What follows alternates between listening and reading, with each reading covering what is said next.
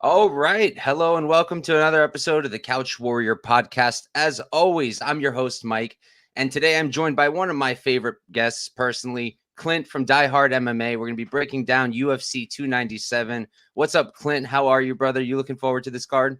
My man, Mike, I'm doing good. Thank you so much for inviting me. I'm pumped up for this card. This is a good event. Nice to have a pay-per-view, just 1 week back into the year. We got the second show of 2024 and already some big names and some fun numbers. I'm pumped up, man. Thank you again for having me. I can't wait to talk this through with you. Hell yeah, we've got a good card to work with. Not the best card in the world, but I think there's going to be a lot of entertainment here, a lot of finishes, hopefully. So we should be able to have a good time. And as long as the bets cash, it's all good. So hopefully that works out for us. We can jump right into it. And we've got the people's main event of the evening to start us off. We've got Jimmy Flick versus Malcolm Gordon. Gordon's going to be 14-7-0. He's 33 years old, 5'7" with a 70-inch reach. Jimmy Flick, he's 16-7-0, 33 as well. Also 5'7", but giving up 2 inches in reach. Clint, why don't you start us off with this banger? Yeah, man, this is a fight I want no part of. I talked about it on my show that I really don't want to bet this thing from a side because both these guys are so untrustworthy. And after having said that, everybody and their mother all piled in on one side here. You've got Malcolm Gordon sitting as a chalky -200 favorite. I never in my life thought I'd see the day that Malcolm Gordon was a -200 favorite. Like, Jimmy Flick is not athletic. Jimmy Flick does not have good striking. Jimmy Flick might be a little chinny. I get it. But -200? Come on now.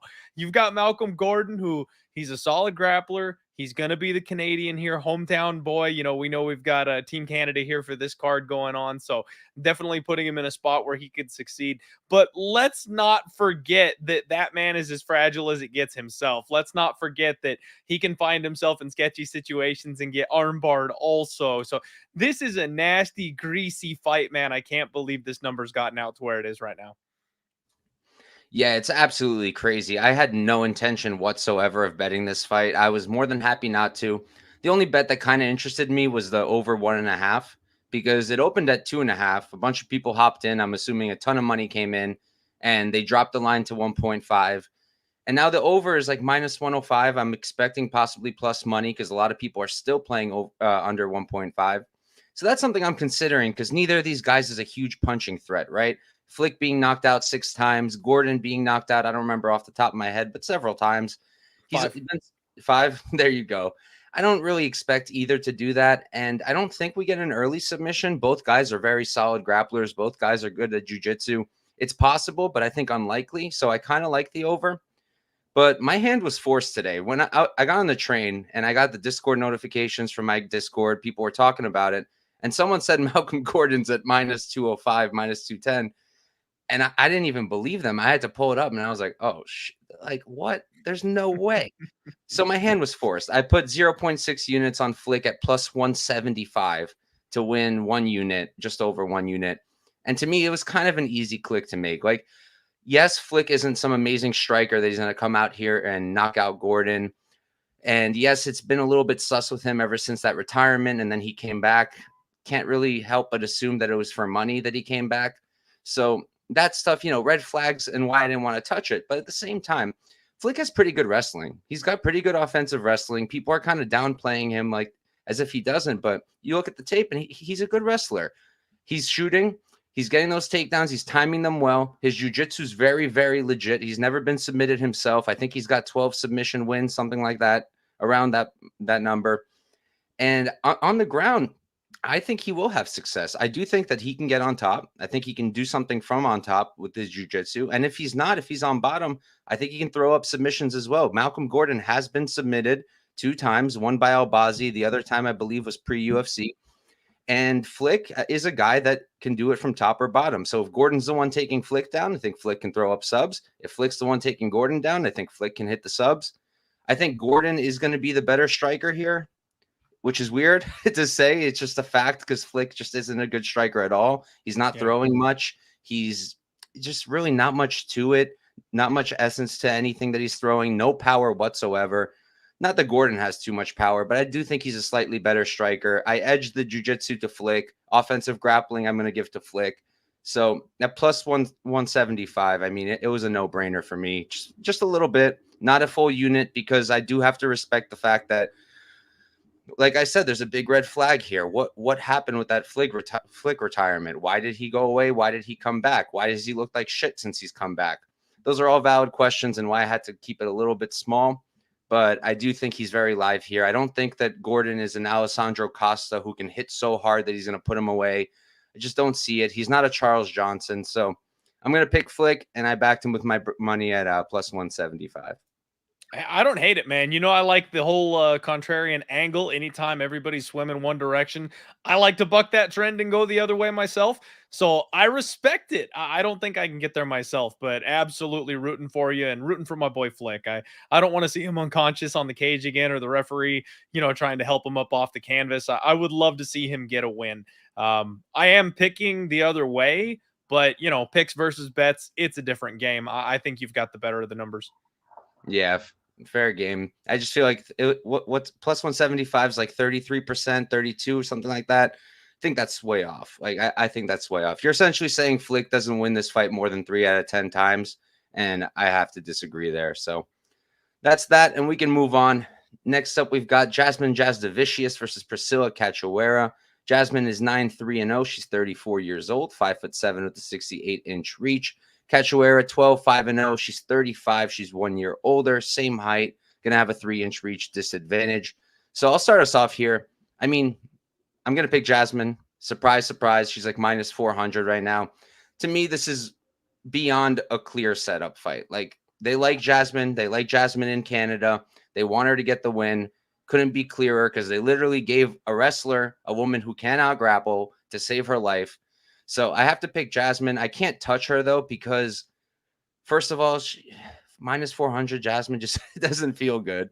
Second of all, on the feet, I favor Cachoeira here on the feet. I think she's a better striker technique-wise, and I think she's got the power edge. And I think Jasmine has this tall woman's defense where she's kind of up there with her chin. Doubt that Cachoeira is going to have a hard time hitting her. I think she's going to land a lot. I do think at some point she might hurt her. So I can't touch this because if I parlay Jasmine at minus 400 and she gets knocked out, I might have to quit this altogether and never bet again. So I'm going to pass. How about you, Clint?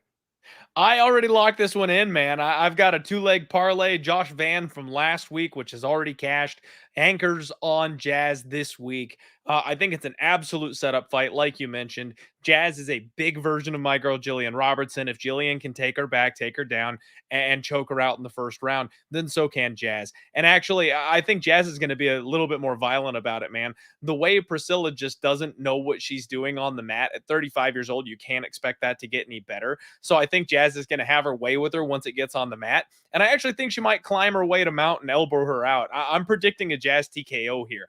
But I think she's going to do whatever she wants to on the ground. And I think eventually the ref's going to have to step in and save Priscila. This fight is set up so Team Canada can get a big win. And it almost seems like they're trying to make something of Jazz late in her career here. She's got a decent following and decent fan base.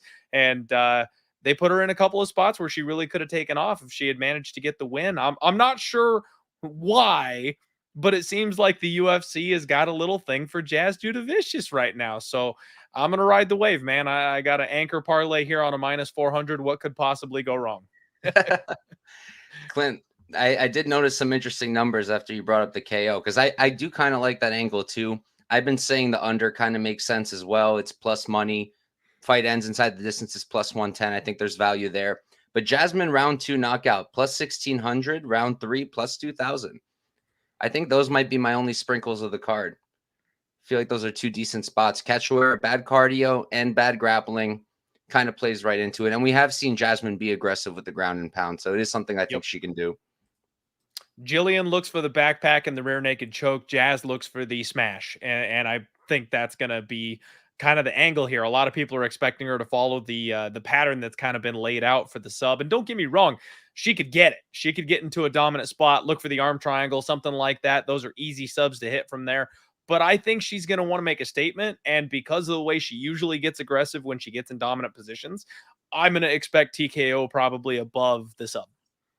Yeah, I think it's a good look too, and I'll definitely be on it in some form.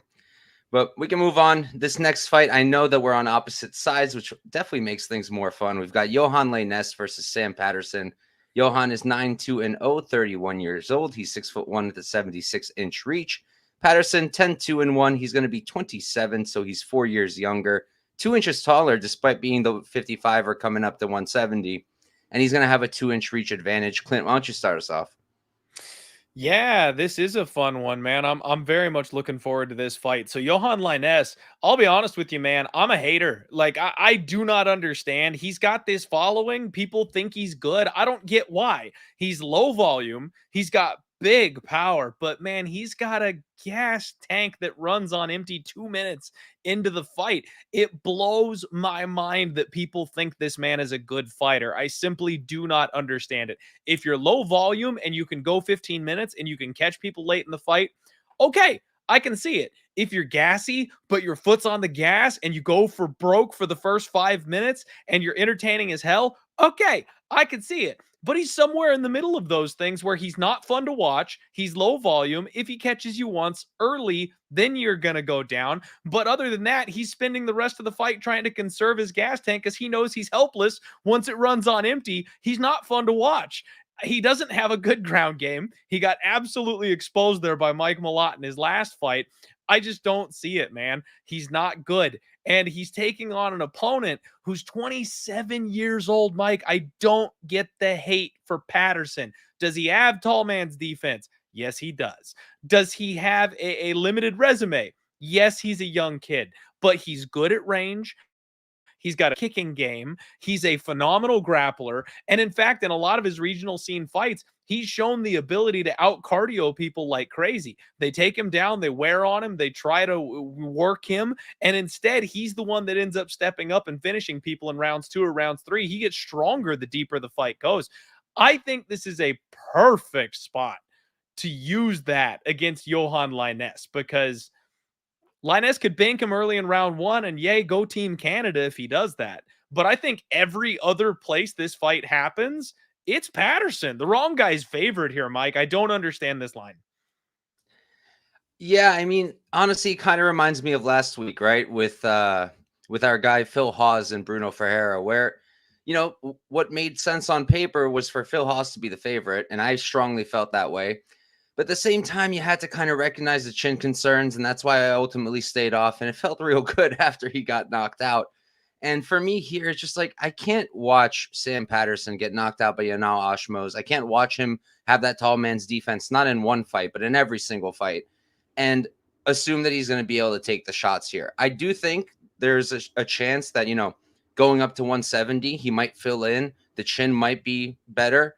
That's definitely a possibility. We kind of saw something similar with Uros Medic, right? Where he was a very big 155er.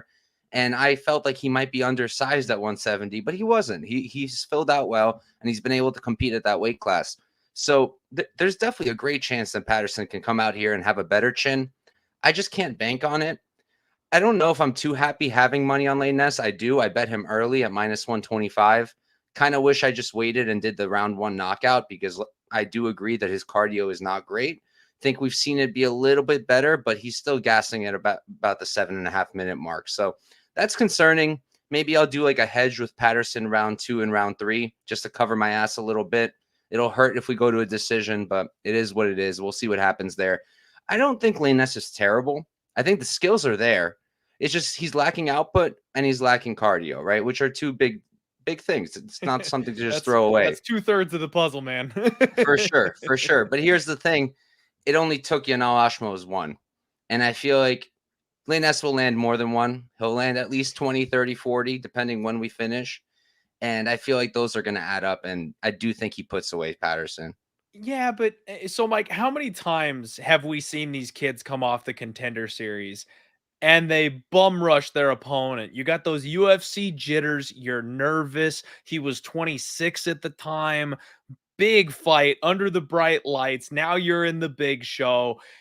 And he just gets clipped in the perfect spot. Like he gets a kick caught, gets put on his back, and then it was so fast, he never even had a chance to recover. Like he was instantaneously mounted and ate like 6, 8 shots immediately. Lainesse doesn't have that kind of speed. Lainesse doesn't have that kind of grappling. So again, yeah, if he gets him one shot perfect on the button, it could be over.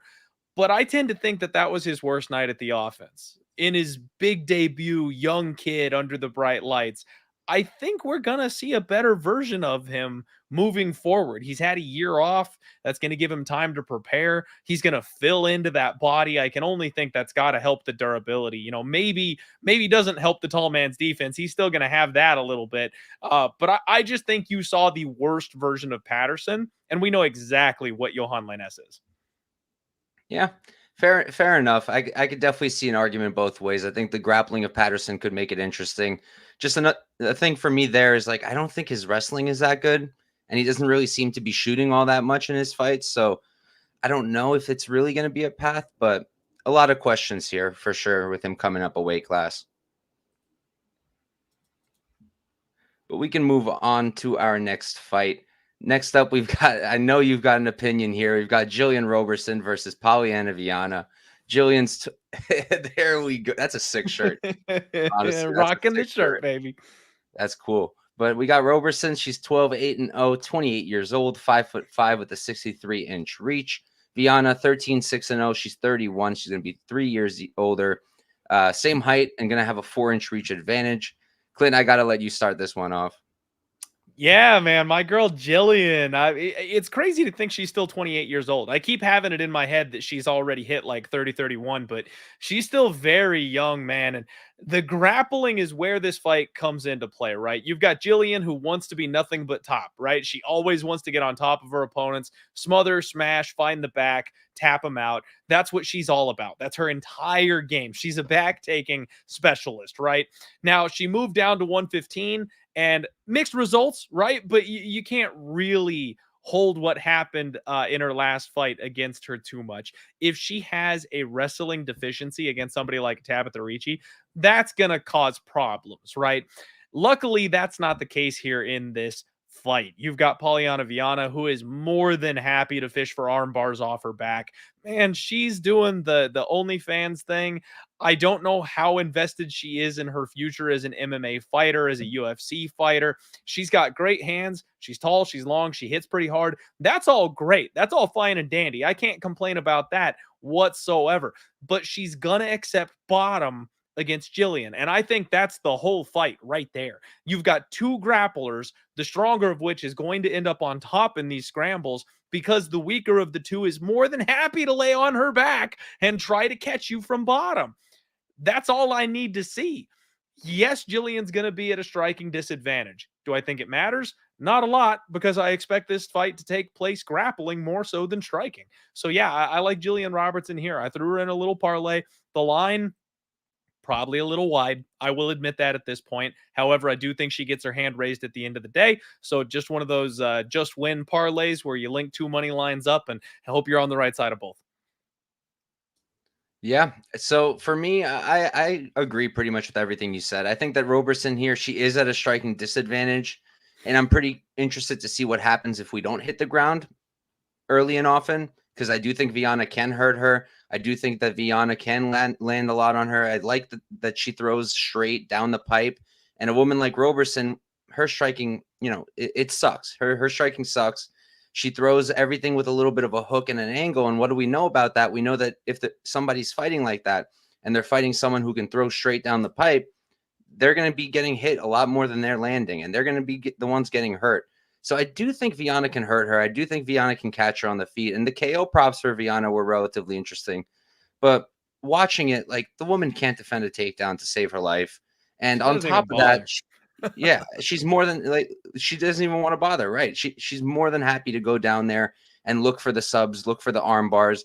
And someone like Robertson is the ideal person to back there, who's going to be able to get the takedowns, and then after that also stay safe. So The way I played it, I went with Robertson round 2 and round 3. I got round 2 at plus 475. I got round 3 at plus 700. Put a quarter unit on both of them. I don't think the sub comes early. It's possible, but I don't think so. I think we see a little bit of scrambling at first, but Viana does tend to fall off. She does tend to slow down.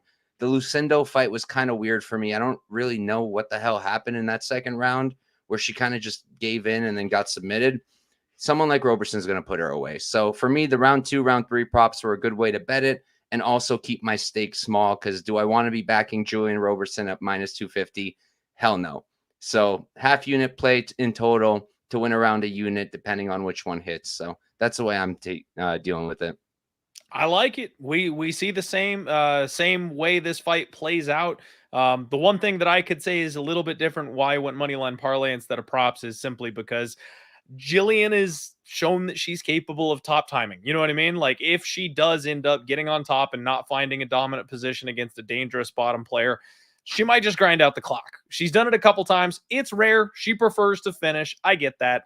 But that's why I went money line instead. I do think it's just a little bit safer. Yeah, makes sense to me. But we can move on. Next up, we've got a rematch, and it's a banger. We got Serhiy Sidey versus Ramon Tavares 2. Serhiy is 10-1-0, 27 years old, 5'11" with a 72-inch reach. Tavares 9-2-0. He's 33 years older, 3 inches shorter, and he's going to give up 2 inches in reach. I'll start us off here. So for me, this one's really difficult because when this fight was, when the first fight happened on the Contender Series, I stayed away. And I stayed away because I didn't have enough information on Tavares. I didn't have enough information on his grappling, just how good is his takedown defense, just how bad is it, what's his submission defense look like. There's nothing really to work with on the tape. So, and nothing's really changed because we had the Sidey fight that went about 1-2 minutes. I don't remember off the top of my head. And I felt that in those short minutes that it was actually Tavares who was having more success on the feet. You look at Sidey's face, and about 1 minute in, he's already got a red face over here. And Tavares looks just fine. So we don't really have much information. And then Tavares comes in and fights Cortavius Romius. And again, it's 2 minutes long. And Romius just ran right into Tavares's range, ran right into exactly what he wanted, didn't use his wrestling, and got knocked out. Sidey's not really going to do that. He's not a guy who's going to bum rush in there, chin up in the air, and get knocked out. I really would be surprised. But at the same time, we talk about the grappling, and I mentioned, does Tavares have good wrestling? I don't know that Sidey even has that good of offensive wrestling. He doesn't really do it often, not something he really goes to. And when he does, it's usually just out muscling his opponents down to the ground. You don't see him shooting clean doubles or anything like that. It's usually against the fence. He's getting them down. Can he do that here? Yeah, maybe. And in the striking, I do like how he uses his range. I do like the combinations. Even up close, he's good. He's good in the clinch. He's got nice body work.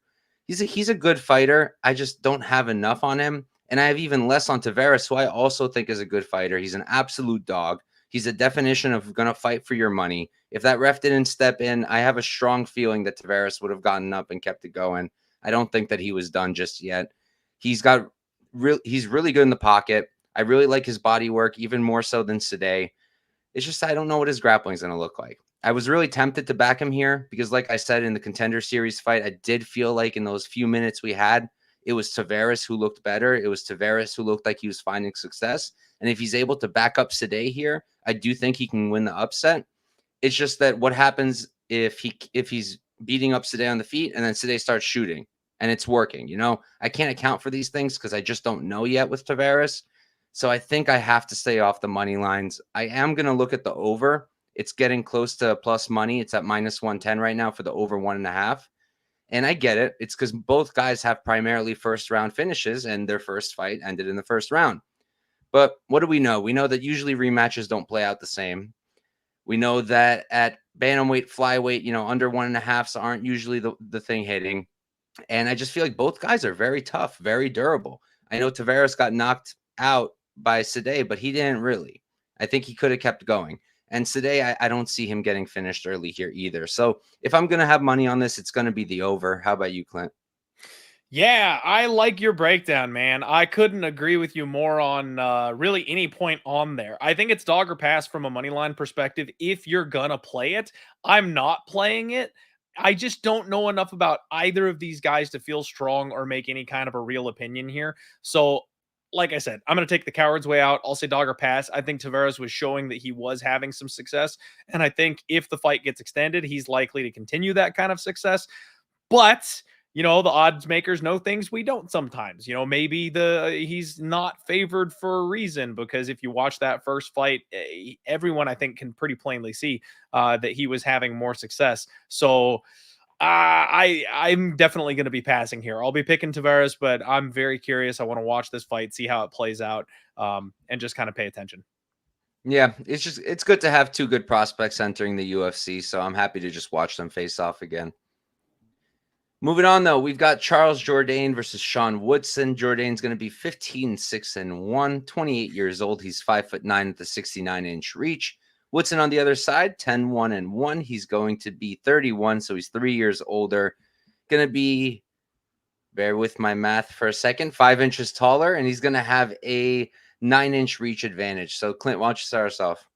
Yeah, man, I love this fight. I love this fight, especially for Charles Jourdain. So I think we've got a very classic recency bias spot setting up here. Sean Woodson is a guy that, I'll be honest with you, man, for that shiny record, I have simply never been sold on him. I know he's a size bully at this weight class. He's super tall. He's super long. People don't seem to know how to handle it at this weight class, but we've seen his leg get chopped up. We've seen his cardio wane just a little bit. We've seen him get hurt. We saw him get tapped out in the third round. So he can be had at this weight class, and he's really only beating kind of the bum level fighters, right? Like Bokniak, Zalal, Anglin, Bazookia on short notice, I might add. So like he doesn't have a good resume in the UFC as far as I am concerned. And now he's taking a big step up in competition against Charles Jourdain. And it's not that Jourdain's some kind of world beater. It's not that he's a title challenger or anything of that nature, but it does look like he's finally rounded that corner. He's a guy that really used to go out there and just kind of fight for glory and go for broke and wants to, burn down the boats and see who dies, that kind of attitude. But he really seems to have kind of tightened things up a little bit in his last couple fights. His takedown defense was incredibly on point against Kron Gracie. And then he came out and handled Ricardo Ramos, took him out of there as quick as humanly possible. Like, he's not messing around when he gets an opportunity to finish. This kid takes it. I think the leg kicks and the body work are going to add up on a guy like Woodson. There's plenty of leg and plenty of body for him to go after and attack. And I think it's going to make a big difference in this spot. And on top of that, Charles Jourdain is like your classic late push type of fighter. He gets stronger the deeper the fight goes. Whereas I think Woodson kind of tires out, slows down. That weight cut starts to get to him a little bit. So even though he's going to start off fast and strong, I think Jourdain will take over the deeper the fight goes. Wouldn't be shocked if we see another round 3 finish. I like Jourdain here, man. Yeah, I'm with you. I like Jourdain here as well. I love the aggressiveness. I love the striking. Just doesn't stop. He mixes it up really well. He's got a ton of weapons on the feet. At range, I will be concerned here. Every minute that we're at range and Woodson uses that 8-inch reach advantage, I'm definitely going to be nervous. He is a good striker. I don't want to discredit Woodson by any means. He's a guy who I have had a decent read on. The only time that he's cost me money so far was the Arosa fight. Other than that, I was able to get him against Bazooka at plus money because people just seem to always be low on Woodson. So that was crazy. And I choked there. I fell for the Bazooka. I get it. I get why people are low on him. I think especially after that Saldana fight, where I backed Saldana, by the way, and almost lost my mind after he just threw away his own win. You and me both. I was glad to get a draw, but I was like, dude, like... He had it in the bag. Come on. Going away, he had it in the bag. But like for me, the angle there was that Saldana was also underrated. He's also a pretty good striker. He's just not a great all-around fighter, and obviously an absolute idiot in the cage. But I think that Jourdain is better than Saldana. I think that he can definitely make Woodson work here. I think he can make him break. Because we talk about who's going to fight for your money, right? For me, it's definitely Jourdain over Woodson. Woodson's a dog, but Jourdain's a dog. The guy will knock. You got to put him out. You got to sub him. You got to do something or he's not going to go away. I thought that the Shane Burgos performance was super impressive. Maybe hasn't aged all that well. Burgos has been a little iffy recently, but at the time was a really impressive win. The Ricardo Ramos win threw me completely off guard. Thought he could win, but not by submission. Definitely didn't see that coming. I will say, I think the line's pretty wide right now. I don't know if I would tell anybody to go ahead and bet Jourdain at minus 183 because he's not really a grappler. So he's not really going to be taking down Woodson. He can, he does sometimes, but I really don't think he's going to be proactively wrestling. And on the feet, like I mentioned, in the pocket, it's all Jourdain. At range, though, I think Woodson's going to be landing quite a bit and maybe piecing him up a little bit. So I'd stay off this money line. I was able to get Jourdain at Pick'em, which I was really happy with. Early DraftKings openers for the win. DraftKings is trying to do these openers, and they're so bad at them. They gave me Marcus McGee at minus 155 last week, which was unreal. So more than happy to abuse them. But at minus 183, I personally can't get there. If anything, I'd be considering Woodson just because I do think there's upside there with Jourdain not being much of a wrestler. But Jourdain will be the pick for me as well. Okay, fair enough. That closes out my parlay with Gillian Robertson. That's Nice. the way I chose to attack it because I'm kind of with you. I didn't really want to eat that much chalk. So I got a nice little plus number there with those two linked up with each other. Yeah, it's a good way to cut the steak a little bit. And at least for Robertson, it feels like a pretty tailor-made matchup. This one maybe not so much, but I think the Robertson one's definitely a good leg. Tyler, my brother, yes. If you have DraftKings, you should be paying attention because they've been horrible with the openers. I don't know what they're doing. Maybe it's on purpose, but it's been pretty crazy. They opened Bruno Ferreira at plus 170 last week as well. So definitely look out for those. But they usually drop about a month before, or maybe like 2 weeks before the card. So you got to be looking out early. Moving on, though, we've got a bantamweight banger. If you ask me, we've got Brad Katona versus Garrett Armfield. Katona is going to be 13-2-0, 32 years old. He's 5'6" with a 65-inch reach. Armfield 9-3-0. He's going to be 5 years younger, going to be the same height, but have a 6-inch reach advantage, 5 inches. And I'll start us off here. So my gut reaction to the line when I saw it was maybe Armfield is a play here. The guy's a dog. He's a great striker. He has power. He's got great pressure, pretty good cardio. He can wrestle. He's got good takedown defense as well. He's looked pretty good so far. Kazama, he absolutely just beat up on. In the Onama fight, I thought he looked pretty impressive considering he was coming up a weight class, short notice, against a guy who's already beaten him and still came out there and gave it a good showing. But then I taped it, and Katona is so good, man. If you ask me, I think the guy is a stud. I think he's a very, very talented fighter. He's extremely well-rounded. He's a good striker, can be a little bit hittable for sure, and he can definitely wing his strikes sometimes, but he's clean on the feet. He's got good grappling of his own. He's got good takedown defense. I have a hard time seeing how Armfield takes him down. Can Armfield beat him on the feet? I don't really think so. Maybe in the first round when he's like fresh and he's got all his power, but I thought that the way Katona handled Gibson was really impressive. He was getting pieced up. The range, the size was a lot for him, and he didn't stop. He closed the range, found his body shots, found his counters, was able to hurt Gibson even more. I mean, completely broke his orbital. Dude's eye was messed up by the end of the third round. I feel like Katona's just too good for Armfield here. So I do think he's going to win. And I really want to bet him, honestly. Minus 185 feels kind of gross. And if I can figure out a parlay piece, maybe I'll go that route. I just don't love too many on this card. I don't really think there's much to work with.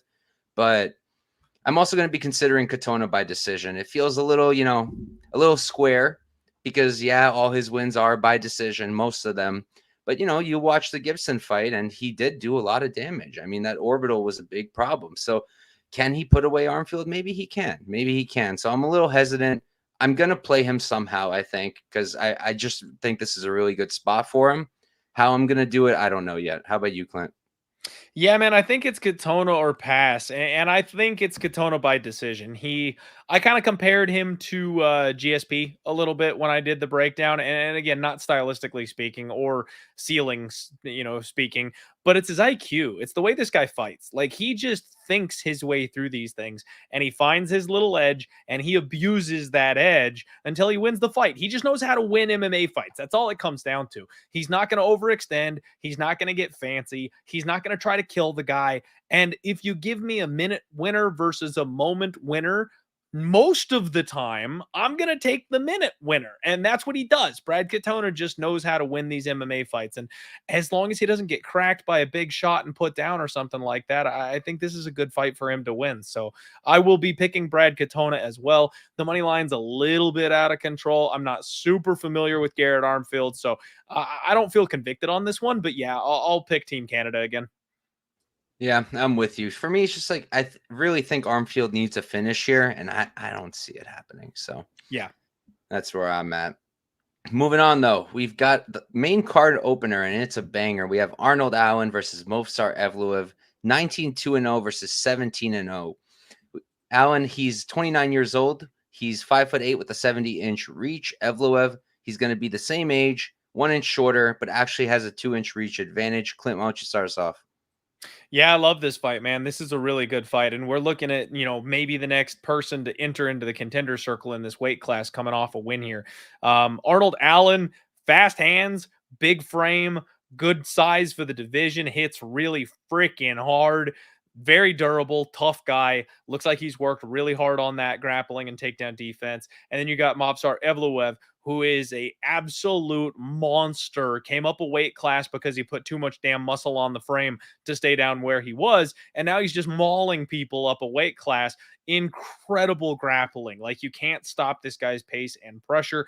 That's what this comes down to, man. It's pretty pure grappler versus striker. I do think Movsar has some underrated boxing. I like his jab. I like his movement. So I think he can do enough on the feet to set up the takedowns appropriately. And it all comes down to whether or not Allen can keep pace with this guy, defend enough takedowns to land enough damage to go ahead and get the win. The damage over control, bros, this is the fight that we're going to get going back and forth over, because you're going to get one guy who's looking to take down, positionally control, seal things, shut it down, versus a guy who's looking to punch. And it's going to come down to who pulls off the game plan, right? So I like Movsar Evloev. I'm picking him to win here, but again, the line is kind of inflated. It's a little out of control at this point. I have a futures ticket on Movsar Evloev to be champion at 20-1. And I think I like just kind of sitting on that instead of going with the money line here. I'm picking him to win on Saturday. I think he gets by this test. And then if Topuria can beat Volkanovski, he's very clearly the first person that's going to challenge for that title, because this division doesn't have a true number one contender at this point, and they've got that history. It's a good storyline. The UFC likes to set those types of spots up. So I really think I've got the next challenger for the title, assuming that's what happens. And hell, if he has a good showing on Saturday, he might be the next title challenger, even if it's Volkanovski who still has the belt. You just never freaking know. But I don't want to lay minus 200 against a guy like Arnold Allen. I think it's going to be a close fight. It could be greasy. It could be a split. So I'm probably going to sit this one out from a money line perspective. I am picking Movsar Evloev. Yeah, I'm on Evloev as well here. For me, I used to try to fade him. I used to think he was a little overrated. I've been literally trying to fade him since the Mike Grundy fight. I bet Grundy. I did not bet Lentz. I bet Dawodu against him, though. And after that, I hopped off the fading train and I joined the Evloev train. For me, Arnold Allen is a stud. He's really, really good. He's a great striker. I think that his movement can cause some issues for Evloev on the feet, because Evloev is a little bit of a basic striker, a little bit meat and potatoes. I'm not saying that his striking's bad. Sometimes I think meat and potatoes is a good thing. They're not trying things that are too fancy for him. They're sticking to the basics and being really good at them. But I do think he'll struggle a little bit with the range of Allen. I do think he'll struggle a little bit with the movement.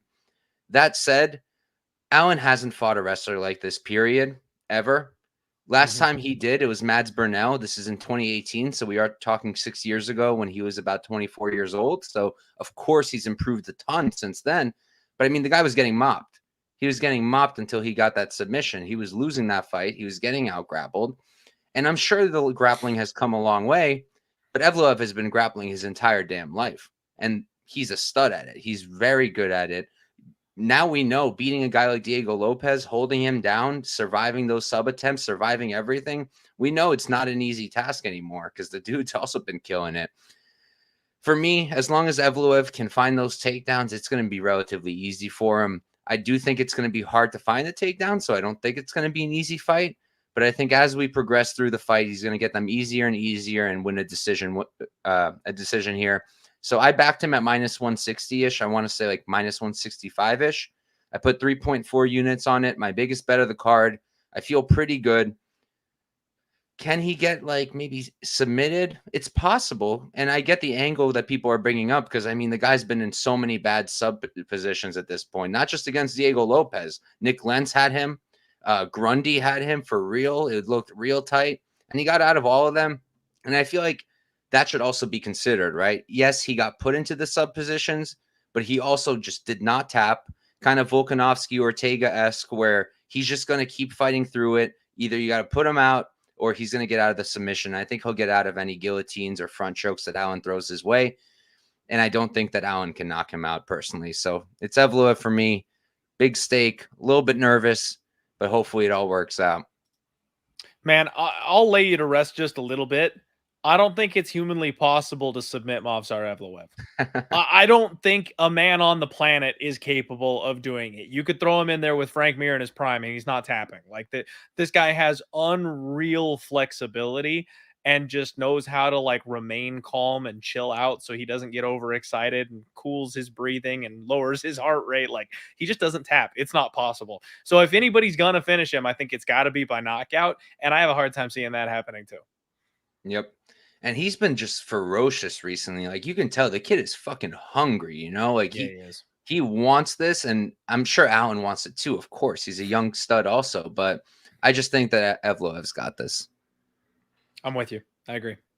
Moving on, though, we've got, I know you're a fan and I'm a fan, even though for some reason he blocked me. We've got Chris Curtis versus Marc-Andre Barriault. Chris Curtis, 30-10-0. He's 36 years old, 5'10" with a 75-inch reach.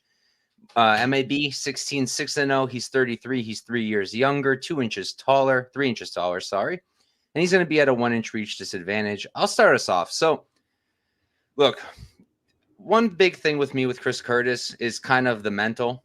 You know, it's pretty easy to see the way he, like, it was just weird, the whole Twitter thing. You know, you know me, Clint, and anybody watching knows me. I never pick fights with fighters. I never comment on their posts, not positive or negative. I just don't do it. I don't talk to them. I don't at them. I don't put them into my posts at all. And all I did was I bet Imavov. I post all my bets. I bet Imavov. I didn't even put a breakdown. I didn't even write like Imavov's going to beat up on him. It was just Nasruddin Imavov, whatever units. And that was it. And then I see all that drama. Everybody was getting blocked, and you know, curiosity got the best of me, and I checked it out, and I was blocked. So for me, that shows some kind of, you know, a little bit of a weakness mentally. But at the same time, you know, I think there's some good to take out of that as well. Because instead of staying on Twitter and fighting with people nonstop, he just got off of it. He just left. And I think that shows a lot of mental, you know, maybe stability, maturity, however you want to put it. But he understood what's best for him, blocked out the noise, and he got away. You know, sometimes I want to do the same thing. I get my haters. It hits me hard sometimes. I can't go anywhere because this is my content. This is my platform. Yep. But I think he did the right thing for himself. And while I think there's some mental weakness maybe to be found there, I think at the same time, it's good to see how he reacted to it. And all things aside, I still think he's a great fighter. I still think he's got it. And to me, this kind of seems like a tailor-made matchup for him. I understand we're in Canada and MAB is the guy at home.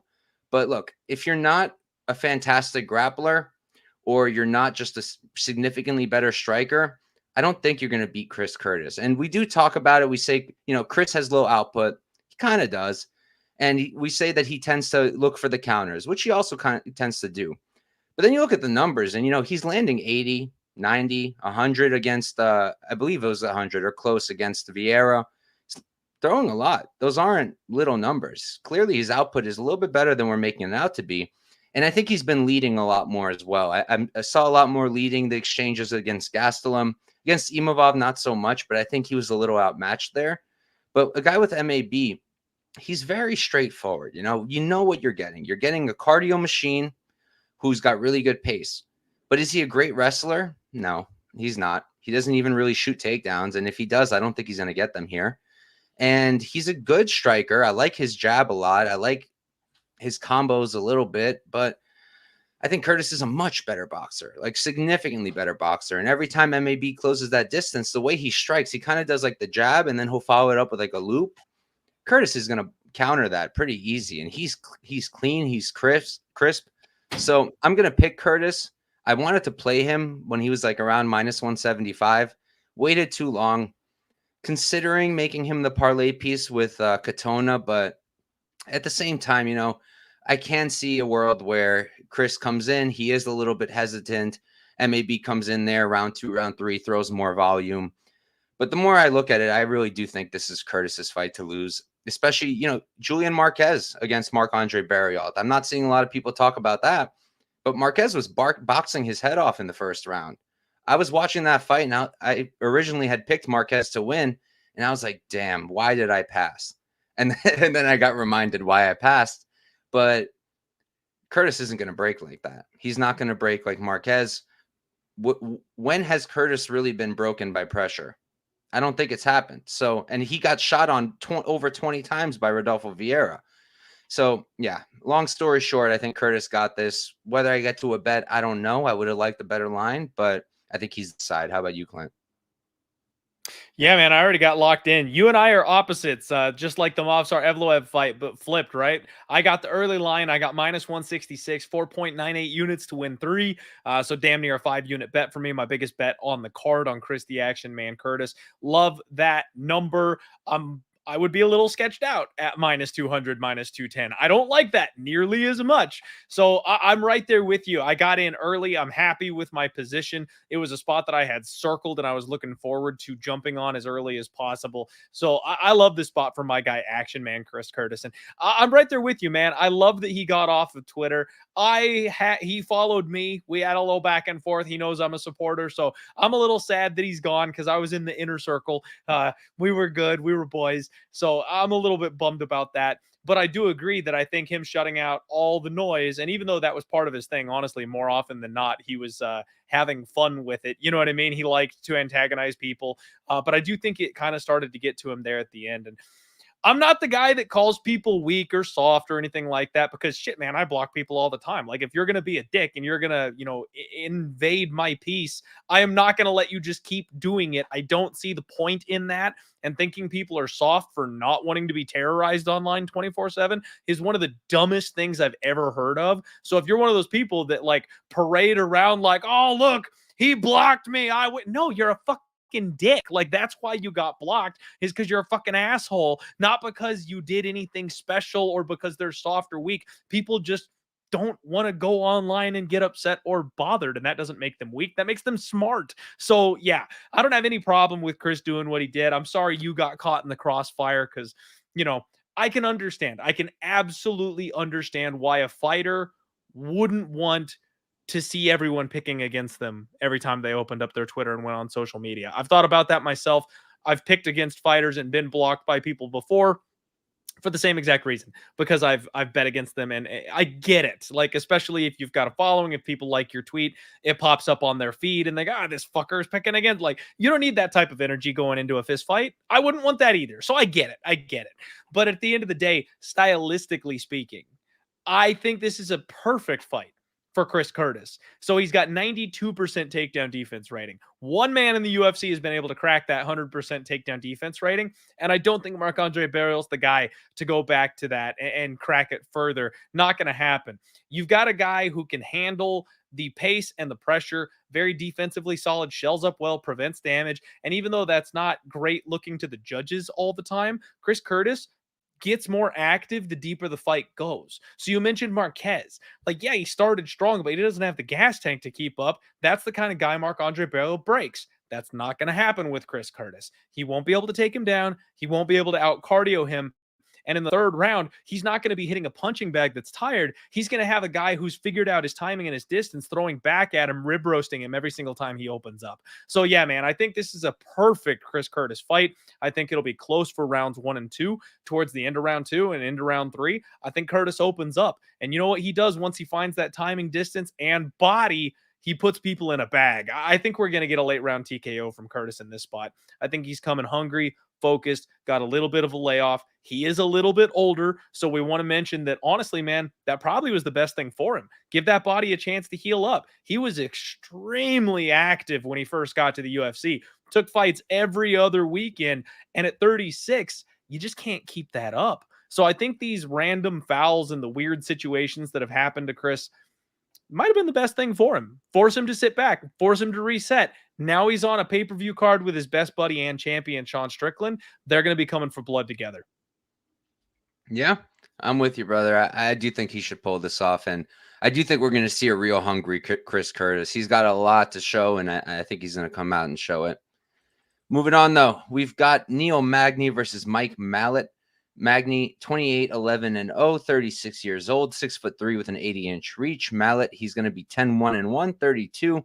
So he's 4 years younger, going to be 2 inches shorter, and going to have a 7-inch reach disadvantage. Why don't you start us off, Clint? Yeah, man. Another really, really fun fight for us to talk about here. So here's the thing. I am not sold on Mike Malott. Never have been. Not prepared to say this guy is the level of prospect that people are maybe making him out to be. You have not seen a jump in competition level this steep in a long, long, long time. Mike Malott went from fighting Yohan Lainesse, who I've talked about being awful and don't think much of, former training partner, someone who he knew where the weakness would be, got him out of there in a hurry. Mickey Gall, who was an experiment by the UFC, and finally they cut ties with that man after he was fighting the bottom of the barrel like Diego Sanchez in his stay at the UFC. Adam Fugit, who I love and actually think is a little underrated, but obviously at a very steep athleticism disadvantage in that kind of a fight, to now he's fighting the gatekeeper of all gatekeepers in Neil Magny. Magny is still the guy that if you want to be legit in this weight class, you've got to get by. This is no, hey, let's take a little step up. Hey, let's fight somebody who's kind of on the low middle end. No, you're going from guys the UFC is going to cut in some months. Like, that's what they're jumping here for Mike Malott. He's a solid striker, man, but he was getting hurt on the feet by Neil Magny. You know who Neil Magny hurts on the feet? Fucking nobody. This man is a jiu-jitsu player who had to learn how to punch after he got to the UFC. He isn't knocking anybody out. He would submit people, sure, but he never had a stand-up game, and he was boxing the face off of Mike Malott. He got through Yohan Lainesse by accepting one single significant strike and thought, oh shit, and immediately took the fight to the ground. He's protected his glass jaw extremely well. Nobody knows that he's chinny, but he is. I promise you, Mike, he is. So Mike Malott is going to need to come out here and follow the game plan that several people before him have gone with, and that is grapple Neil Magny. The problem is the Haitian sensation has finally got himself a full fight camp. This isn't a short notice fight. This isn't a contender. This isn't a guy who is maybe going to get a title shot in the next 6 to 9 months. He got a full camp and is taking on a young up-and-comer who they're trying to make into a star, and I'm just not sure that Mike Malott is that guy. Ian Garry was 2 inches taller than Mike Malott. He had a 1-inch reach advantage, so Mike is a smaller, less durable, less skilled version of Ian Garry. Can he come out and go full Gilbert Burns and take this guy down and sub him out? Maybe he can. But you know what? Gilbert Burns and Shavkat Rakhmonov are world-class BJJ black belts, and I don't mean that like jokingly or I'm not over-exaggerating. Literally world-class BJJ black belts were able to take this man down and submit him in the first and second round. Is Mike Malott that caliber of a grappler? No. Man, I talked about this fight on my show yesterday, and I said I am probably going to pick Mike Malott. No way in hell am I betting him. No way are you ever going to get me laying this kind of chalk on Mike Malott. It's just never going to happen. I don't think he's worth it. Neil Magny is a guy who I've gone to war with time and time and time again, and he's been very good to me. He is a soldier of all soldiers in the UFC, and he always gets disrespected. And this is a spot where he's getting disrespected. And the last couple times I've done this, man, I end up passing and just not gripping myself by the balls and putting them on the table and taking the shot with the big live underdog where the odds are way too wide. They pull off the upset, and I feel stupid on the next podcast when I've got to talk about how I didn't sack up and take the opportunity. I'm talking to myself into a Neil Magny bet, man. I said I want to wait and see how the first round of this fight goes and maybe jump in live. But the more I stare at it, the more I'm thinking I might just want to take the plus 280, plus 300 that they're offering me right now and count on my guy to be able to be the bigger man, be the better wrestler, and hell, maybe even have a striking advantage enough to chin this guy who I don't think can take much heat coming back the other direction. I think there's an outside shot that Neil Magny gets a TKO on Saturday, man. I'm going to be honest with you. You better bet that one, Clint. You gotta. What is it, like plus 3,000 probably? Let me check it out. They won't give you that good of a number, I wouldn't think, but it should be good. And if it's not, I'm going to throw up in my mouth a little bit. Pretty weird. Plus 800 only. See, they know, Mike. They know. What? Neil Magny, when was the last time he knocked somebody out? Let me look. Let me look back here. Split decision, lost by K. Okay, he hasn't Craig knocked White. anybody out since Craig White in 2018. This man who's on the decline, this man who has only been submission or split decision. You're telling me that his KO prop is 8-1? Why would that be? That should be a 20-1 shot, Mike. Like, I don't understand. What I thought. They That's know. what I thought it would be. They Honestly, know. that has me like scratching my head. Like, I'm not a guy who usually says like, "Oh, they know, the bookies know," But that's weird. Because I meant what I said when I thought it would be plus 3,000. I really thought that's what it would be. Because again, who has he knocked out? Craig White was the last time. And Malott is this stud, right? That they have already at like what, minus 400 at this point. Yep. And they're only giving you plus 800 for the KO. That's interesting. I don't know what they could possibly know. Maybe like they know that Magny's like on steroids or something. I don't know. But that's pretty crazy. When I say they know, obviously I'm not saying it's fixed or it's a foregone conclusion. They know to protect themselves. They know not to offer 18-1 here in this spot. And that's the kind of thing that has me going, well, if the bookies have figured out there's an exposure here and we're not getting the number that we thought that we were going to get, then there's probably more value on that number than you would expect. Yeah, it's definitely something interesting. I mean, for me, like early on pre-tape, I was like, okay, yeah, Malott makes sense, but he was like minus 275 or something, which I thought made sense. Magny's on the decline, Mallott's this hyped up prospect, whatever. But now it's getting pretty crazy. And like, I think it was Just Win Baby on Twitter. Shout out to him. He kind of compared this to Bonfim and Dalby. And I thought that was a pretty good comparison because this seems pretty similar. You have a guy who's a hyped up prospect with literally out of 12 fights, only 2 have left the first round. One of them was against Fugit last time out, and it ended in the first minute of round 2. And the other time was his decision draw in Bellator in 2015, which was just abysmal. But can he come out here and just spark Magny? Yeah, he maybe can. But what happens after round 1 or after the first minute of round 2 when he's not really getting his way? I don't know. And Magny's a guy who has been around the block. He's proven to be, I hate to call him that, but he's a gatekeeper. But he's one of the best ones we've got in the UFC. Anybody, like, for me, it's similar to Arlovsky, right? At least maybe 2 years ago. Arlovsky for me always was this guy where if he's fighting an unremarkable heavyweight, felt like he was going to win, and he usually did. And for me, Magny's very similar. I've backed him in so many fights. I've cashed him on Robbie Lawler, lost money on him in the Chiesa fight, cashed him against Neil as the dog. I actually bet Griffin against him, and I still feel like Griffin won that fight, but it is what it is. Backed him against D-Rod, backed him against Phil Rowe. I've had a pretty good run with him. He's well-rounded. He's a pretty good striker. He uses that range. He's got that 80-inch reach, and he certainly uses it. Not a bad striker by any means. He's a good grappler, good wrestling, has been submitted 6 times. So, again, the path is there for Malott. Malott. And yeah, I do think Mike can come out here and spark him. But what happens if he doesn't? then your minus 400 ticket is going to get real concerning. So I really would not parlay him. I'm also getting pretty close to taking a shot on Magny because I do think as we enter deeper waters, Magny could drag this out, maybe win a decision. Magny by decision could be interesting, but I doubt they're giving us that good of a price. They're not. Plus 350 and his money line is plus 300. Don't do that to yourselves.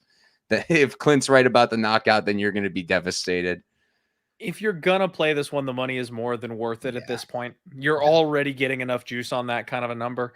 So yeah, I wouldn't fool around with a short decision prop like that, even though that's his most likely path to victory. Because he does have subs. He has submitted people, and we've talked about Mike being a little bit chinny. So money line it is if you're gonna do it, in my opinion. Yep. Yeah, for me, I'm going to pick Malott just because it makes sense. But it's a spot that I'm going to go back to probably tonight, probably tomorrow a little bit and check it out because I think there's value on the underdog here. There's a lot of unknowns with Malott, and I think we might get some answers on Saturday. Absolutely. I like it, man. I might meet you at the window for that one. Like I said, I talked about it yesterday, and after kind of talking it through on my show, I started kind of going, maybe I should be betting it. Maybe. And I kind of ended up saying, you know what, I'll wait to bet it live. And then I turned off the camera and went, why did I say bet it live? Like maybe I should just bet it. And it's been bugging me basically all day since my podcast. So I'm right there with you. I think we've identified one of those spots that very much could be taken advantage of. And I might be betting Neil Magny before the week is out. Yeah, at the least, I'm not saying tail us and go after Magny, to each his own, but I would really suggest thinking like 14 times before you parlay him out. I don't think it's worth it. I think there's closer money lines that are better parlay pieces. Put a gun to my head, I way rather parlay Robertson or Jasmine than I would Malott. I just think their paths of victory are clearer than his. His is a little bit murkier. But we can move on to our co-main event of the evening.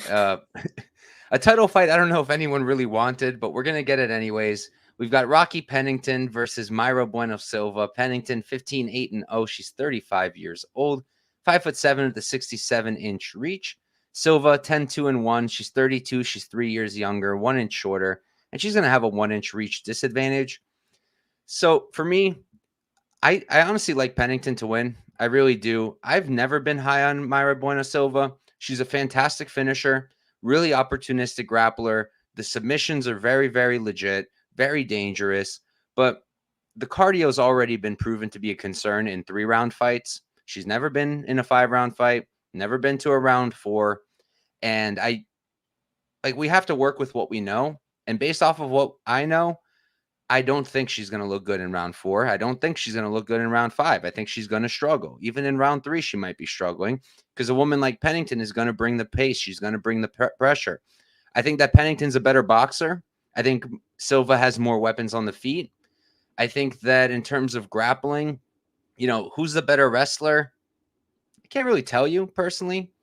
Rocky's not really shooting all that much, but her wrestling's pretty good. Silva, it's good, but it's mostly like trips, and I don't really see the trips working on Rocky here. So for me, the way I see it is I think that the first few rounds are going to be relatively close. I think maybe Silva throws up a few submission attempts. I don't think she gets them. The last time Rocky's been subbed was in 2012 against Kat Zingano. Since then, she's been A-okay. And after that, after those submission attempts early on, after the early power of Silva, I really think that Pennington has everything she needs to take over. Her cardio is fantastic, and she's training in Colorado right now at pound for pound Muay Thai. So I think it's going to be definitely ready to go, the cardio. Like I mentioned before, I like her boxing more. As long as she doesn't, I think the mistake here for Rocky would be maybe if they're striking, Silva lands something significant, hurts her, and then Rocky shoots. I don't think she should shoot early. I think that's going to set her up for a loss. I think that's where she can get caught. I think that's where Silva can take advantage. I think that the first few rounds, she has to keep it on the feet, use your boxing, use your pressure, use your clinch game. And then once you tire out Silva, if you want to grapple, go for it. You might be okay. We have seen people be able to defend against Silva's submissions. Yohan is an example who spent almost the entire second round on top of her and was able to defend all the subs. And again, that's another example. Yohan and Morose, right? 2 women who had a lot of success boxing against Mayra Bueno Silva, as long as she didn't submit them, which she didn't. So I think that Pennington, as long as she doesn't get subbed early, she's going to take over and win this fight. I didn't want to bet it money line just because I do think the sub threat is there. I could see several worlds where Silva hurts her, Pennington shoots, gets caught in a gilly or a darce. But the way I did end up taking it was today somebody told me, I totally didn't even see that the odds were open yet on certain books, but decision only for Pennington was minus 112 on Bet Rivers, Unibet. There's a bunch of skins for it. For me, that was a must play. That was a must play because at that point, you're telling me that there's a 52% chance of Pennington winning if we go to decision. Not in general, but only if we go to decision. And for me, that's incorrect. I think she wins this fight probably 7 out of 10, if not more times, if you tell me 100% we're going to a decision. And if she gets finished, I get my money back, you know? And if she finishes Mayra Bueno Silva late, that'll suck, of course. I don't get to celebrate, but I can also live to tell another tale. So for me, I'm going to pick Pennington, and the bet is that decision, no action. If you can get that minus 112, minus 115, I'd even play minus 120. I would take it if I were you. How about you, Clint? Yeah, that decision no action bet may just be the bet of the card, man. Like Raquel Pennington, it's death, taxes, and Rocky by decision, right? Like she doesn't do anything except beat people up for 15 or 25 minutes straight. I love that bet. If it's going the full 15, then there's a very good chance that Raquel Pennington is the one winning the fight. And in this case, going the full 25. Sorry, excuse me. But at the end of the day, I think that Mayra Bueno Silva is the truth. I think she's extremely dangerous. She's got knockout power. She's got weapons, all 8 limbs. Like she has her knees, her elbows. She hits hard with her hands, that teep kick down the middle. She is nasty, man. And then we have seen unreal taps from her opponents. Like the floor is lava is a real thing with this girl. She is so quick to fight a fight-ending sequence and a scramble with a sub that as good as Raquel Pennington is, I can't say she will necessarily be able to avoid something like that happening to her. This chick is nasty, man. And with USADA no longer being involved in the UFC, I think she's got her cardio problems figured out too. So I like Mayra Bueno Silva personally speaking, but this number keeps on coming down. So I'm in no rush to play this thing. In fact, what I did, once again, I'm going to be weird this week, man.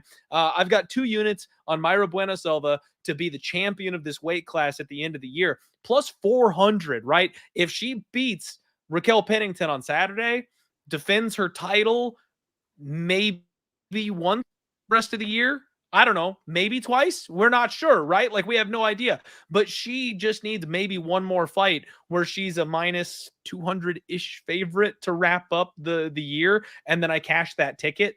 That's a much better number than the minus 175, minus 180 that she was when this opened. So I thought, you know what? I'll just stand pat. I don't need to bet the money line in this one because I've got the futures ticket already in my pocket, compounding losses if it doesn't go my way. So I'll just sit back and watch. I'll just chill. It's totally fine because there's a chance I cash this ticket down the road anyway. The lower this line goes, the more interested I am in betting Mayra Bueno Silva. I can't believe the amount of people here who just don't seem to see what she's doing. You know, we've seen this happen with young fighters who have kind of come into their own before. And again, whether it's the supplements they're taking or the gym that they're training at, when they turn that corner and become real legitimate threats, they usually don't look back. They just kind of keep going. And I love Rocky, man. I've used the example of Bisping several times talking about this fight. I loved it when Bisping touched gold. It was so cool to see that man who had put his entire life's journey in front of us get gold wrapped around his waist at the end of the road. I loved that moment. I would love for that to happen to Raquel Pennington. She's been somebody who I've bet on, much like Neil Magny, many times where we just said, you know what, let's rely on that durability and cardio. She's been a money train for me. I'm a fan of hers, but she is a fighter that struggled to stay up and over 500 at some points in her career. This is an empty weight class where there's nobody to challenge for this belt, and that's why this fight's happening in the first place. And she's getting older, man. She's got a family now. If she wins the title, how many times do you think she's going to defend it? I don't know how many years she's got left doing this at the highest level in the world. Whereas Mayra Bueno Silva is foaming at the mouth. She's hungry. She wants Juliana Pena. Like, there's a lot of road left ahead of Mayra Bueno Silva. I'm just going to go with the younger, more dangerous fighter here in this one.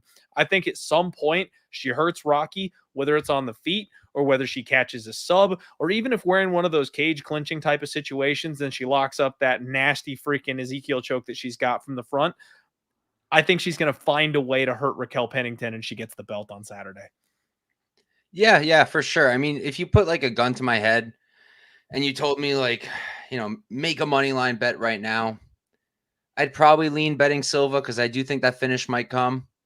But with the decision only, the way it was priced, I decided that was the safest route to go. Because if most people are right and Mayra Bueno Silva gets that sub, get my money back. If we go to the decision and Mayra Bueno Silva wins, shit happens. We lose our bets sometimes, but I think it's super unlikely. So, yeah, I definitely get the side if you choose to bet her money line. I think it's a pretty good future. Only thing is, let's say, like, forget this fight, right? Like, right now, say this fight didn't exist, and instead we were getting Mayra Bueno Silva versus Pena. What would you line that? Or what do you think the bookies would line it at? Yeah, I think that's probably closer to a pick'em, right? Because there's still that aura around Pena of her having that relentless takedown grappling game and stuff like that. I think she would get more respect here than Raquel Pennington is getting. So yeah, I would expect that to be a closer line with this thing, -110, maybe -125, Bueno Silva, something like that. Yeah, that's the only reason I feel like they probably should have given you a little bit better off odds for the future, just because there is a pretty good possibility she's close to evens with Pena. However, what happens if she finishes Rocky? There you go. That line could look a whole lot different if she wins this fight impressively. And that right there is why I'm saying, what if she's a -200 next time? I like the +400. Yeah, that's a great point. That's a great point. And you like if she gets like an early sub, like she did with Holm, right? Where she looked dominant for the first round, comes in second round, hitting Pennington shoots sub, something like that. Yep. Yeah, you might be super right. You might even get an even wider line on her against Pena, who's been out for a minute. I bet Pena against Nunes. I cashed that ticket. That was me. I was that guy, right? So I know how dangerous that chick is on the ground. I'm all for her and her grappling prowess. Bueno Silva would tie her into a pretzel. I hope they make that fight. I want that fight. Yeah, I probably wouldn't bet it, but I want to see Pena get beat up a little bit. Not to be a dick. The last one wasn't enough for you? She's just so whack. Like, I mean, I'm not one to hate on fighters too much unless your name is like Shannon Ross or something, but man, she's just not. She doesn't promote herself well. Her all. Stick is pretty rough, man. She went Cejudo's cringe route, and it's not really working out for her. What was that fight where she was in the crowd and she was that Nunes's Aldana fight where she was in the crowd and just saying a bunch of shit after the fight was over? Oh, I think so. That sounds about right. Oh, I forgot about that. I was just like, Pena, sit back down in your damn seat. just shut the fuck up. I mean, you know what though, man? If we're talking cringy women's MMA movements, it still the crown belongs to Jessica I and the "Here We Go Evil" chant. Yeah, but Jessica I probably will never be a she's never going to be a champion now. But no, not even close. Pena still has a chance. But all right, we can move on to our main event. I think everyone is looking forward to this one. We got Sean Strickland versus Dricus du Plessis. Strickland is going to be 25-0. He's 32 years old, 6'1" with a 76-inch reach. Du Plessis, 22-0. He's 2 years younger at 30, same height, same reach. Clint, why don't you start us off for the main event? This fight is so good, man, and now it's supercharged because of all the bad blood and all the hate and all the mean words. Like, this fight is gonna be absolutely electric. Dricus du Plessis, a guy that I've been beating the drum for and cashing tickets on for the last couple of years, man. Massive score when he upended Rob Whittaker. Word has come out, though. Rob kind of came out of the shadows and said that maybe he had a bad injury or something going into that fight. You know what he said it was, Clint? I missed that.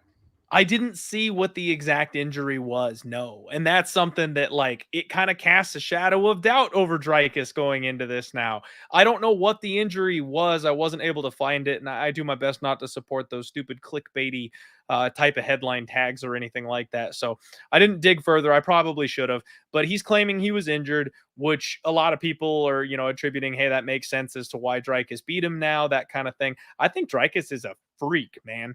I think he's a freak of nature. He was too big at 170, and when he moved up to 185, his body didn't miss a beat. He went num num num num num. Thank you very much for the extra nutrients, and put on 20 pounds of muscle overnight. That man is massive. And now he's got the same thing going on that Amanda Nunes did back in the day with, I think, the deviated septum surgery thing. So they were talking about, everyone knows how awful he looks with his cardio. He gasses out after the first round, but he always found a second wind. That was always a thing to me, is everyone wants to beat on the cardio of this man, but then he's always pounding his opponent's face in at the end of round 2. That it's like, how are you going to say he's got a cardio problem if he out cardios the people that he's supposedly gassing against?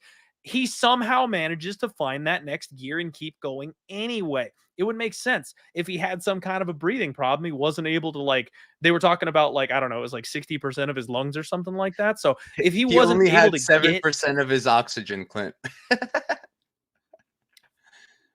Yeah, I don't know how true that is. Yeah, you know what I mean?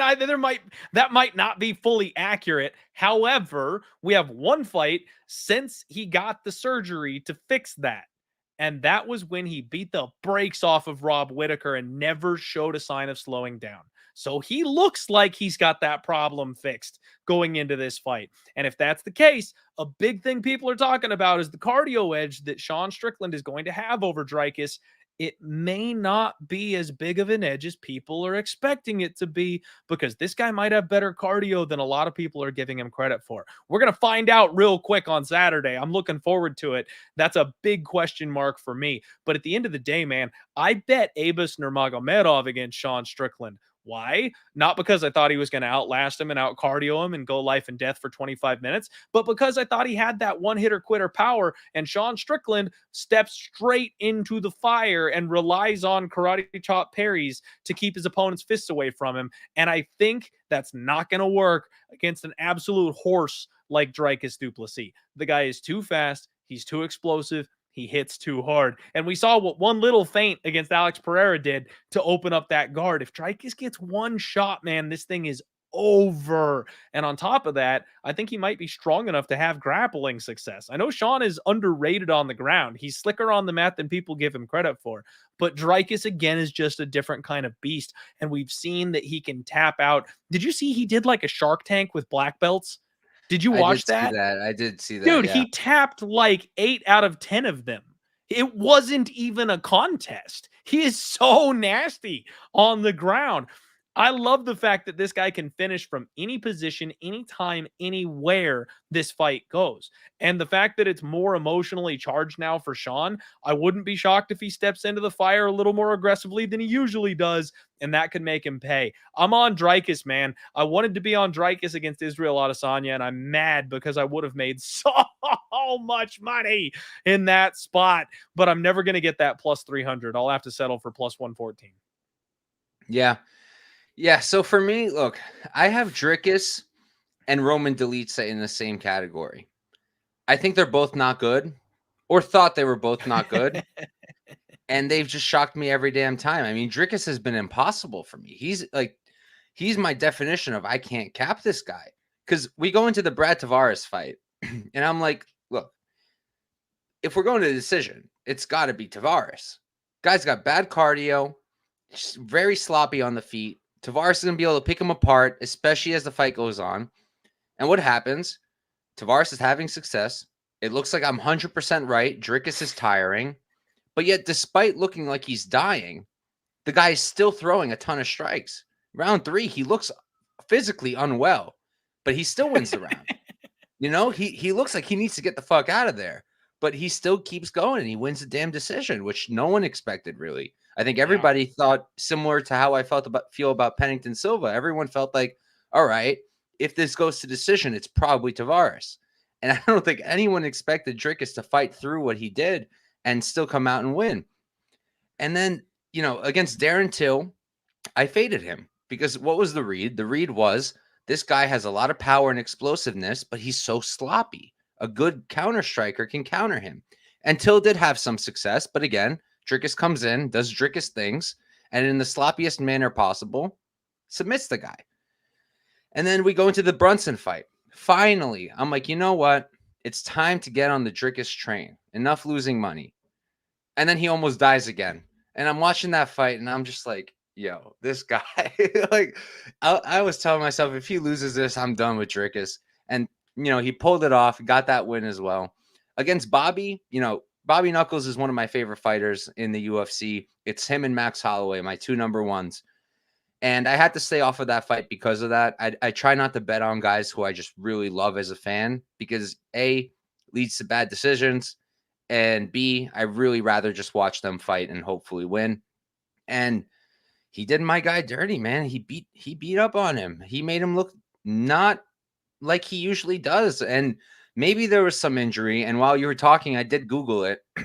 At least there's like a Fox News article, Fox Sports. That's the only one I could find like up on Google that's recent. And it doesn't say what it was. It doesn't say what the injury was. Just does the classic headline. Like you said, I try not to click those either. Aussie's shock withdrawal admission and bold UFC title prediction. Hate that shit. See, Rob's just playing games. He's trying to take something away from Dricus in this spot. He's having fun back behind his computer keyboard. Regardless, even if it was an injury, still what he did was impressive. Bobby Knuckles with an injury can still probably beat half the division, more than half of the division. Dude is elite. The guy's elite. And Dricus finished him. Something that Izzy couldn't do in their second fight when Rob was prepared. So that, like, I guess the moral of the story of everything I just said is that Dricus is extremely athletic, extremely powerful, very diverse. He's got great grappling, great submissions. I wouldn't say he's the best wrestler in the world, but I do think he can take Strickland down. And while I do still think he has that sloppy kind of striking, he's adapted it to make it work for him, and it's also a good thing. People just don't get it. It's how do you train for that? Who do you bring in? Who the hell do you bring in to prepare for Dricus? There's no one like him. So it's really difficult. Yeah. Like with Sean, Sean is a fantastic boxer, fantastic cardio, absolute dog. Talk about fighting for your money. He will fight for your money till he's literally dead. But defensively, I mean, the numbers are great. It says like 60% striking defense, but we all saw the chin is up in the air. It is. And that's why a lot of people felt he'd lose to Izzy. That's why he got knocked the hell out against Pereira. It's because his chin is up. And I don't think that's going to change. It hasn't changed. He's had 33 fights? Hasn't changed. Still that way. Always has been. Still is. Don't think that's going to be any different. And I just feel that, yes, he'll be cleaner than Dricus. He's definitely the more, like traditional boxer. But I think that Dricus is going to land much harder. And when he lands, I think he's going to be able to finish Sean. Whereas Sean, if he's going to get a finish, I think it's going to be late. This is Dricus's first ever 5-rounder. So there is that concern, even though, yes, he fought through the Tavares tiredness. Yes, he got his nose fixed. Now he has 100% oxygen in his brain. But realistically, we I think most people will admit that Sean will probably win 4 and 5 at a very high clip, at least based off of what we know. I just don't think we get there. So. I don't really think we get there. I think that Dricus is going to just put him out. Whether it's round 1, 2, or 3, I think Dricus at some point is going to catch that chin. Maybe it's a club and sub. Maybe it's just a knockout. But I just think the guy's too aggressive, too athletic, too explosive, and he's just got too much going for him. I really do think he's going to take the title off of Strickland. I played him early on FanDuel at plus 132 for 1 unit, and then I added a unit at plus 126, and I feel pretty good about it. I like it, man. I'm glad we agree on this one. I'm right there with you. I wish I had the plus 130 number. That sounds like fun to me. So I'm a little bit behind on that one. Not quite as sexy of a spot for me, but more than happy to be on the same side. And hopefully we cash this ticket, man. I'm looking forward to this one. Yes, sir. But all right, guys, that is UFC 297. That is all 12 fights, 2 title fights. A lot to look forward to. Big thank you to Clint. Thanks for coming on as always, brother. Why don't you plug yourself? I'll give a quick plug and then we'll get the hell out of here. Hell yeah, man. Die Hard MMA podcast every single Monday over on Pub Sports Radio. That's where we do the damn thing. Thank you very much for having me on, man. It's always a good time. Always happy to talk fights with you. So appreciate it. Got a good feeling, and I hope we make some money this weekend. Hell yeah. So for me, guys, we got this podcast, obviously. Tomorrow, I do my UFC panels for the pay-per-views. Every pay-per-view, me and 138 MMA, my guy Tyler. You guys might know him from YouTube. He's the guy with the whiteboard. Really dope dude, super sharp. Love doing shows with him. Tomorrow, we're joined by Cody from Blood Money MMA. A lot of people love that guy. Another sharp fellow on Twitter. And we are joined by... I'm the worst, dude. I'm the worst. Put a gun to my head right now and tell me who our fourth guest is, and I can't even fucking tell you. Hold up. I got to write this shit down, man. I got a terrible memory, so I'm right there with you. I understand. I have a goldfish memory. Real. I have a legitimate like goldfish memory. Oh, my guy, another Tyler from Chronic Combat is joining us. He's our fourth. Going to be a great time. Make sure to check that out. We'll be breaking down all the fights as usual. And then that's probably it for me this week. I will have my YouTube shorts as always. I put them out every week. I'm going to do those. I guess usually I would do them Wednesday, but we have the show, so I'll probably do them Thursday. If you prefer short form content, I talk really fast, so I'm able to get in a decent amount of stuff in 1 minute. I miss some stuff. You know, some people will come on my shorts and they'll be like, "Why'd you leave out this and this?" And I'm like, "Dude, I had 60 seconds because to introduce the fight." Yeah, it's 1 minute. You want more? Go to my full form video. Like those exist too. If you're watching the shorts, you want it quick, and I talk fast, but I can only talk so fast. So check those out. Those will be out probably Thursday, and that'll probably be it for me content-wise. We've got a ton of regionals this week. I will not have the time to put out a video, but I will be placing bets. I post them first in my Discord. My Discord is 100% free. The link is in the description of this video. I post all my bets there. I post my handwritten notes. And we just talk fights literally every single day. We have like every card, every regional. We talk all of them. So check that out. That's where the bets will go first for the regionals. And then I'll put them up on Twitter. So check that out. Thank you guys all once again. Good luck this weekend and peace out.